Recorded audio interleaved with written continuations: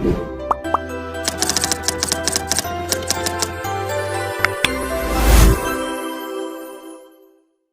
നമ്മൾ ഇന്ന് ഡിസ്കസ് ചെയ്യാൻ പോകുന്നത് സൈക്കോളജി ക്ലാസ്സാണ്.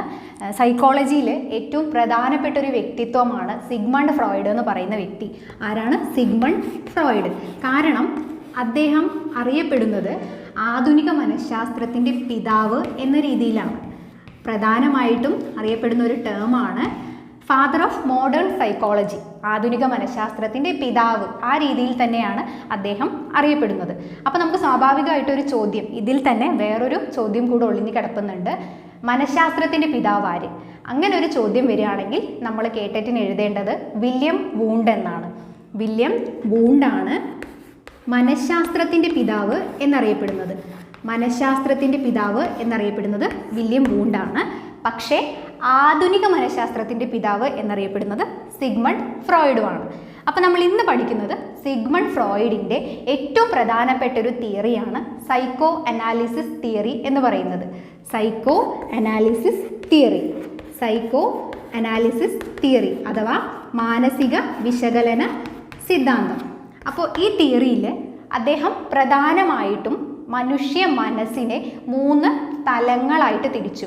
3 തലങ്ങൾ അല്ലെങ്കിൽ 3 അവസ്ഥകളായിട്ട് അദ്ദേഹം തിരിച്ചു. അത് ഏതൊക്കെയാണെന്ന് പറഞ്ഞാൽ, ആദ്യത്തേത് ബോധമനസ്സ്, ബോധമനസ്സ്. രണ്ടാമത്തേത് ഉപബോധ മനസ്സ്, ഉപബോധ മനസ്സ്. അവസാനത്തേത് അബോധ മനസ്സ്. ഇങ്ങനെ 3 തലങ്ങളുണ്ട് എന്ന് സിഗ്മണ്ട് ഫ്രോയിഡ് പറഞ്ഞു. ഇതിൽ ഈ ബോധ മനസ്സ് എന്ന് പറയുമ്പോൾ കോൺഷ്യസ് മൈൻഡ്, നമ്മൾ പൂർണ്ണമായിട്ടും ജാഗ്രതാവസ്ഥയിലായിരിക്കുമ്പോഴാണ് ഈ ബോധ മനസ്സ് എന്ന സങ്കല്പം അദ്ദേഹം പറഞ്ഞത്. അതായത് നമുക്കിപ്പോൾ പെട്ടെന്ന് ഓർത്തെടുക്കേണ്ട ഒരുപാട് കാര്യങ്ങൾ നമ്മുടെ മനസ്സിന് നമ്മൾ സ്റ്റോർ ചെയ്ത് വെക്കും. അങ്ങനെ സ്റ്റോർ ചെയ്ത് വെക്കുന്ന ഏറ്റവും എളുപ്പത്തിൽ നമ്മുടെ മൈൻഡിലേക്ക് ഓടിയെത്തുന്ന കാര്യങ്ങളാണ് നമ്മൾ ബോധ മനസ്സിൽ കൊണ്ടുപോയി എടുത്തു വെക്കാറുള്ളത്. അതേസമയം ഉപബോധ മനസ്സിലാവട്ടെ, നമുക്ക് വേണ്ട കാര്യങ്ങൾ തന്നെയാണ്, പക്ഷെ ബോധ മനസ്സിൽ സൂക്ഷിക്കാൻ പറ്റാത്ത വളരെ കുറച്ച് കാര്യങ്ങൾ നമ്മൾ എവിടെ വെക്കുന്നു? ഉപബോധ മനസ്സിൽ നമ്മൾ സൂക്ഷിച്ചു വെക്കുന്നു. അവിടെ നിന്ന് നമുക്ക് എന്ത് ചെയ്യാം? പെട്ടെന്ന് കുറച്ച് നേരം ഒന്ന് ആലോചിച്ചാൽ, പെട്ടെന്ന് നമ്മുടെ ബോധ മനസ്സിൽ എത്തിയില്ലെങ്കിലും കുറച്ച് നേരം ഒന്ന് ആലോചിച്ച് കഴിഞ്ഞാൽ ഈ ഉപബോധ മനസ്സിലുള്ള കാര്യങ്ങൾ നമ്മുടെ ബോധ മനസ്സിലേക്ക് നമുക്ക് എടുക്കാൻ പറ്റും. അതാണ് ഉപബോധ മനസ്സ് എന്ന് പറയുന്നത്, അഥവാ സബ് കോൺഷ്യസ് മൈൻഡ്. ഇതിൻ്റെ ഇംഗ്ലീഷ് ടേംസും കൂടെ ഒന്ന് നമ്മൾ നോക്കി വെക്കണം. ഇത് കോൺഷ്യസ് മൈൻഡ്, കോൺഷ്യസ് മൈൻഡ്. ഇത് sub conscious mind, sub conscious mind. മൂന്നാമത്തേത് അൺകോൺഷ്യസ് മൈൻഡ്, അൺകോൺഷ്യസ് മൈൻഡ്, അതായത് അബോധ മനസ്സ്. ഈ അബോധ മനസ്സ് എന്ന് പറയുമ്പോൾ നമുക്ക് ഒട്ടും ഓർക്കാൻ ഇഷ്ടപ്പെടാത്ത ഒരുപാട് കാര്യങ്ങൾ നമ്മുടെ ജീവിതത്തിൽ സംഭവിച്ചിട്ടുണ്ടാവും. അല്ലെങ്കിൽ അത് മാത്രമല്ല, നമുക്ക് ഒരുപാട് നമ്മളെ ചീത്ത പറയും, അല്ലേ, നമുക്ക് വഴക്ക് കേൾക്കാറുണ്ട്. അപ്പോൾ ആ കാര്യങ്ങളൊക്കെ നമ്മൾ എന്ത് ചെയ്യും? നമുക്ക് ഓർക്കാൻ ഒരിക്കലും ഇഷ്ടപ്പെടാത്ത കാര്യങ്ങളാണ്. അതിനെ മുഴുവൻ നമ്മൾ ഒരിക്കലും ഓർക്കണ്ട എന്നുള്ള രീതിയിൽ ഈ അബോധ മനസ്സിൽ നമ്മൾ കൊണ്ടുപോയി തള്ളിക്കളയും. അതുകൊണ്ട് തന്നെ അദ്ദേഹം ഈ അബോധ മനസ്സിനെ മനുഷ്യ മനസ്സിൻ്റെ ഗോഡൗൺ ആയിട്ടാണ് പറഞ്ഞത്. എന്തായിട്ടാണ്? ഗോഡൗൺ ആയിട്ട്. ഗോഡൗൺ അല്ലെങ്കിൽ ഒരു സംഭരണശാല, സംഭരണശാല എന്നൊക്കെ അദ്ദേഹം ഈ അബോധ മനസ്സിനെ വിളിക്കുകയുണ്ടായി. അതുപോലെ തന്നെ അദ്ദേഹം പറഞ്ഞത് മനുഷ്യൻ്റെ വ്യവഹാരങ്ങളുടെ എല്ലാം ഏറ്റവും ബേസിക് ആയിട്ടുള്ളത് ഈ അബോധ തലമാണ്. മനസ്സിൻ്റെ അബോധ തലമാണ് മനുഷ്യ മനസ്സിൻ്റെ എല്ലാ പ്രവർത്തനങ്ങൾക്കും ബേസിക് ആയിട്ടുള്ളൊരു പ്രവർത്തനം നടത്തുന്നത് എന്നാണ് അദ്ദേഹം പറഞ്ഞത്.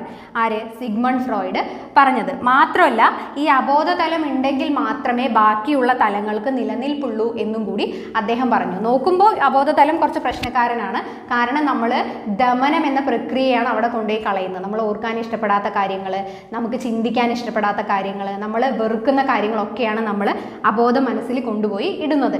പക്ഷേ ഈ അബോധ തലം ഇല്ലാതെ ബോധതലത്തിനോ ഉപബോധ തലത്തിനോ നിലനിൽപ്പില്ല എന്നും സിഗ്മണ്ട് ഫ്രോയിഡ് പറയുന്നുണ്ട്.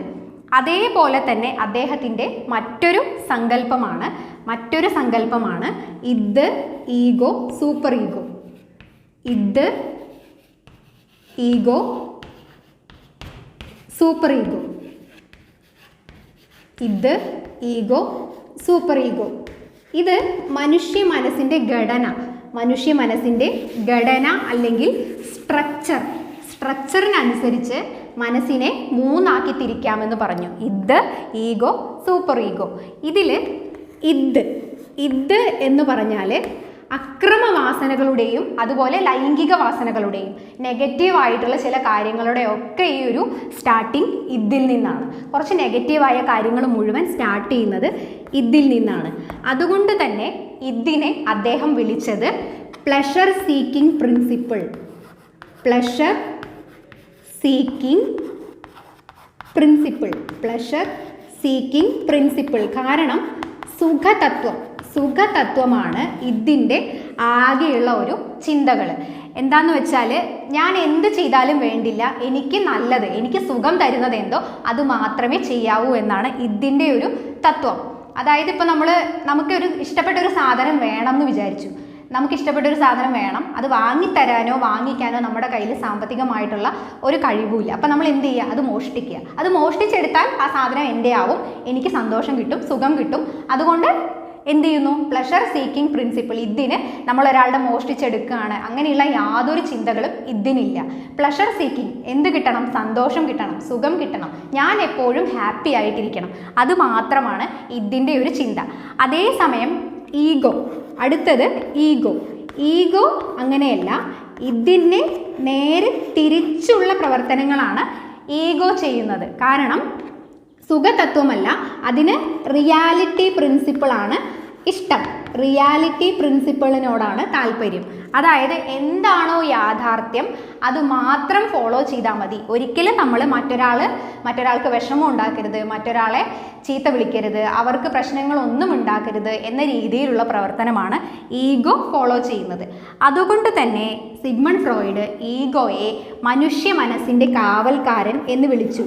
മനുഷ്യ മനസ്സിൻ്റെ കാവൽക്കാരൻ എന്ന് വിളിച്ചു.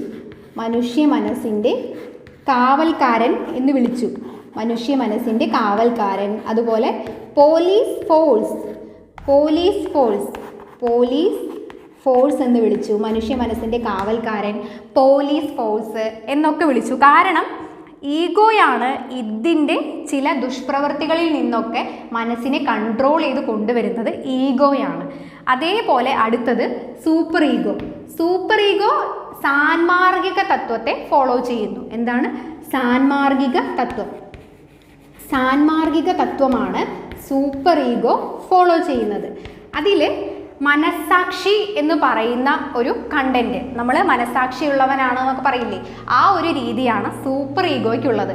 കാരണം ഇപ്പം നമ്മൾ ഒരു എക്സാമ്പിൾ പറയുകയാണെങ്കിൽ കുറച്ചുകൂടി സാൻമാർഗികം, ഇപ്പം നമ്മൾ ഈ തേങ്ങയിൽ ആര് വെള്ളം നിറയ്ക്കും അങ്ങനെയൊക്കെയുള്ളൊരു ടൈപ്പ് ക്വസ്റ്റ്യൻസ് ഒക്കെ ചോദിക്കുന്ന ആ ഒരു രീതി.